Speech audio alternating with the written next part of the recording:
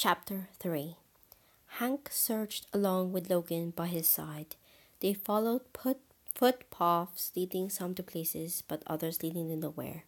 Logan was starting to grow tired of the walking and decided he would call for Hank for a rest, but before he could get the words, "Can we stop for a moment?" out of his mouth, Hank just stopped and suddenly stretched his right arm out and a finger to his lips.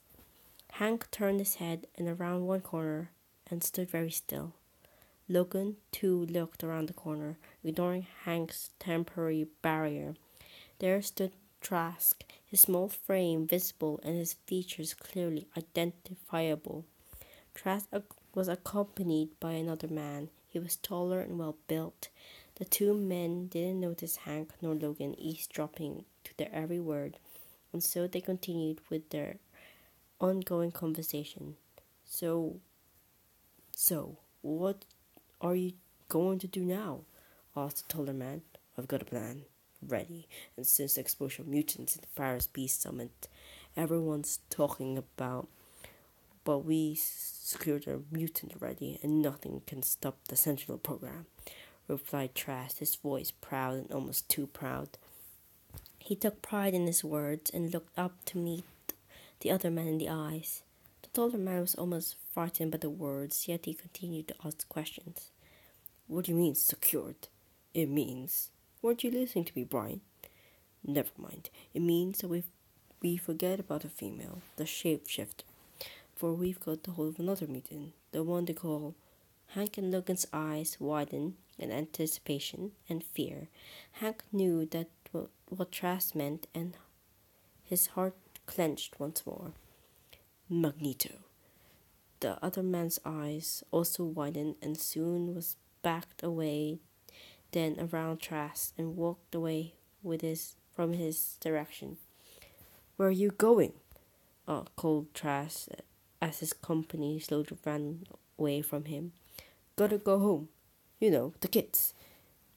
And with this, the man sprinted to Hank, limped it away, and when he was away from Trask's sight and nearer to where Hank and Logan hid, Hank quickly grabbed him by the arms and yanked him back. Raven, what are you doing?" said Hank, his glasses falling off a bit. The man was no longer there, but the blonde-haired, brown-eyed woman stood in front of Hank. What do you want, Hank? I was doing fine." "No jokes, Raven. What were you doing here?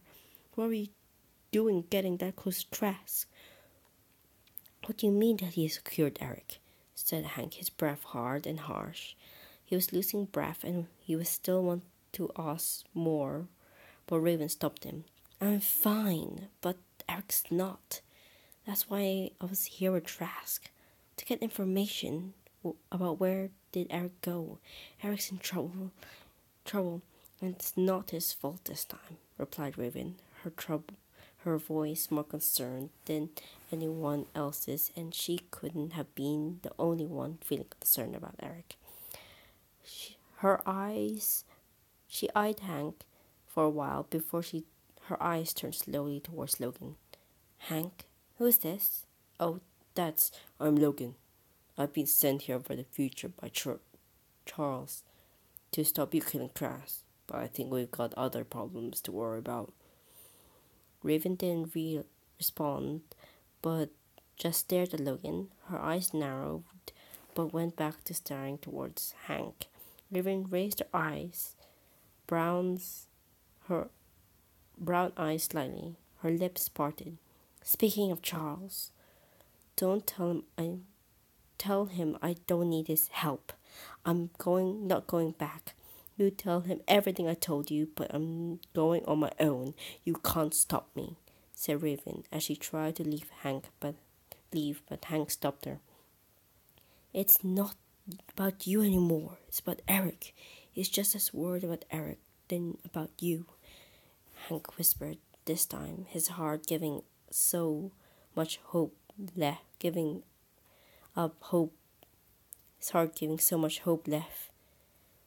Raven looked at him in the eyes, and her mouth formed a line for a moment before speaking. I know that's why I can't be with him, or Charles, or you. I need to help Eric alone. And Raven, please tell us that you know about Eric. Please come home, said Hank. His eyes focused onto Raven's, and he smiled a little, showing his kindness. Both of them didn't notice Logan coughing to get their attention, and they turned to face him.